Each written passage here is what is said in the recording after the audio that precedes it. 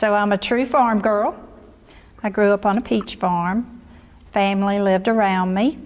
The two high schools that I had the choice for was Chapman High School and Landrum High School. And they were extremely disappointed when I chose to go to Polk Central High School with my dad because he was a basketball coach at that high school. So you played for him? He was the boys' basketball coach. And so my brothers and I played sports at Polk Central High School, which is now Polk County High School. So you get a college scholarship to play basketball? I started out at Appalachian State. Tell many folks it sounds great to go play college ball, but it's a job. I fully was on getting a major in business, which I did end up with that business major, but I wanted to go international business. So I had huge ideas of working in industry internationally, and hence I spent the year after I graduated from high school as an exchange student in Colombia, South America. I went straight into working for a company in Spartanburg that actually makes the felt tips for Bic, for a highlighter, the little felt tips.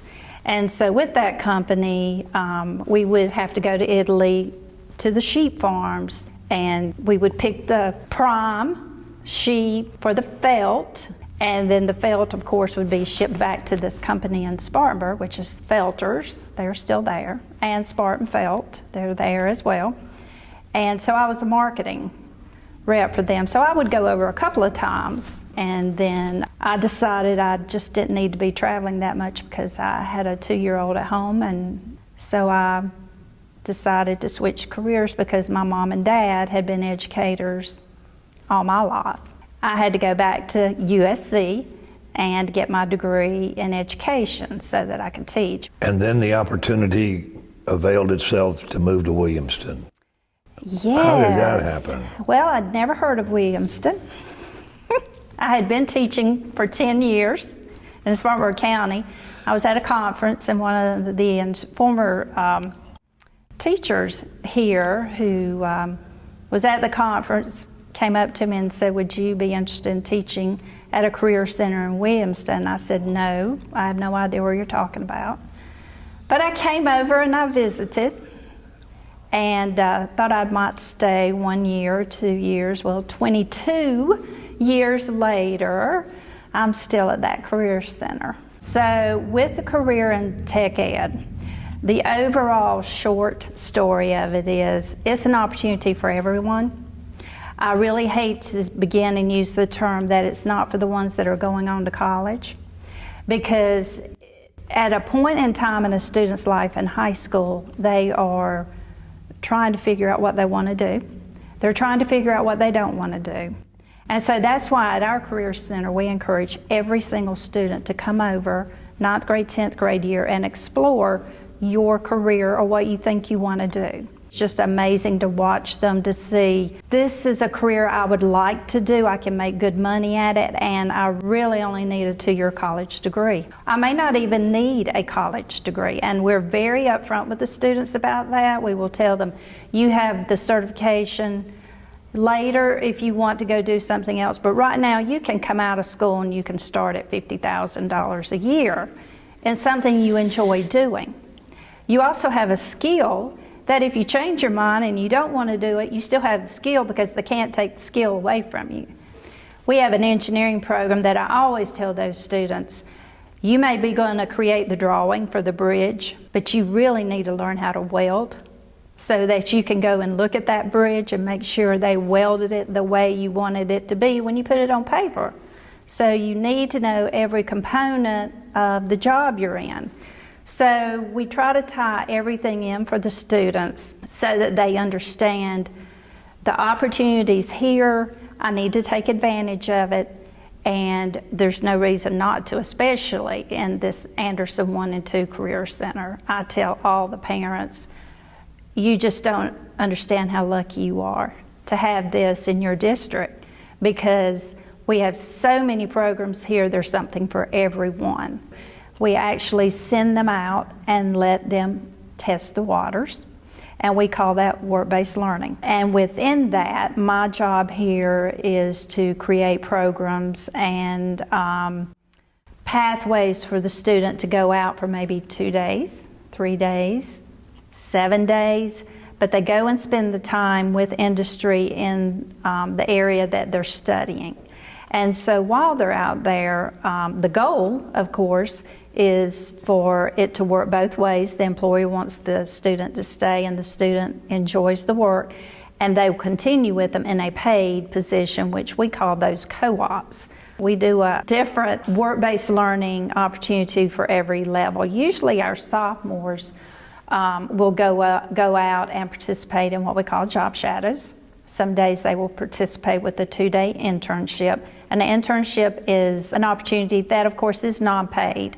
We consider the payment being they're exploring and learning from the employer. And so as the student progresses, the 11th and 12th grade year, we try to make that extension a little bit longer and that it works into that permanent job.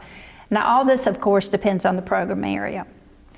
We have 22 programs here now, and every program is different as far as how I create a work-based learning for that student.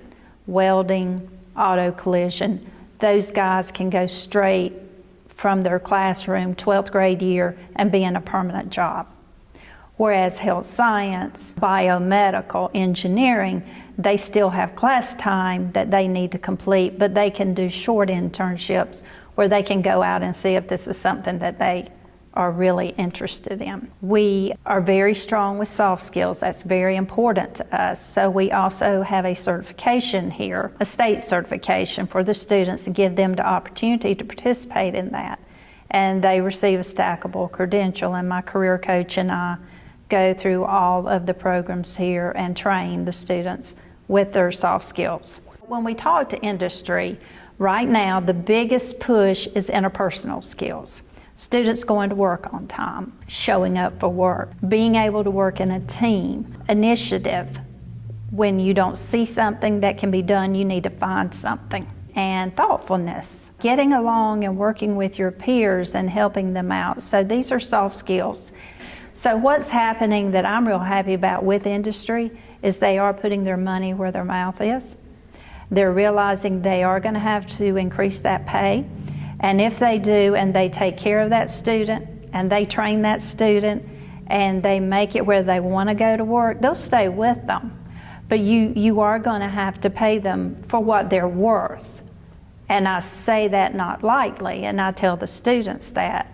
When they give you the opportunity to show what you can do, you need to show it, and then they'll begin to increase your pay. One of the reasons we're here is last year, the state of South Carolina, they recognized you for the outstanding job you're doing here. What was the award that you got in South Carolina? The Association for Career and Technical Education, ACTE.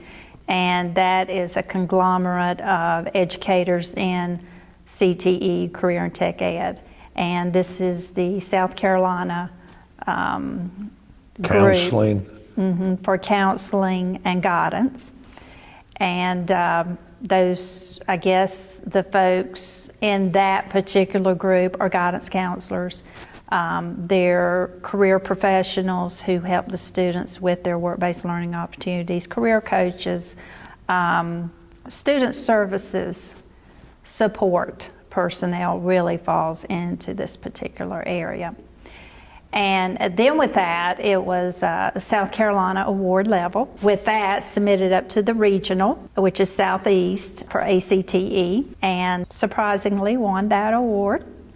And with that, there are 5 regions.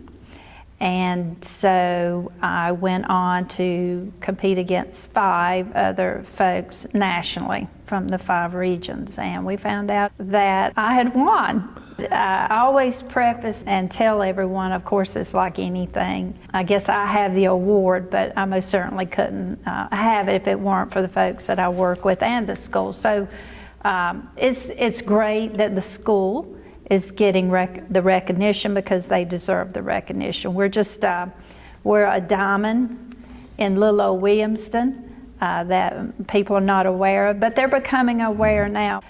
I tell people all the time I live, eat, and breathe this stuff. You know, I believe it, and it's easy to work in an area where you believe in it. So I'm meeting all kinds of people across the country that do what I do, and it's a joy to share the opportunities that we offer our students, and they enjoy hearing about it. And believe it or not, we really have some innovative things going on here that I'm very proud of. I have been in education 32 years, and I always said I want to go out on top. And you know, there's a time when you've been in a particular area and you don't need to overstay your welcome. You know, you need to go out and let the young folks come in.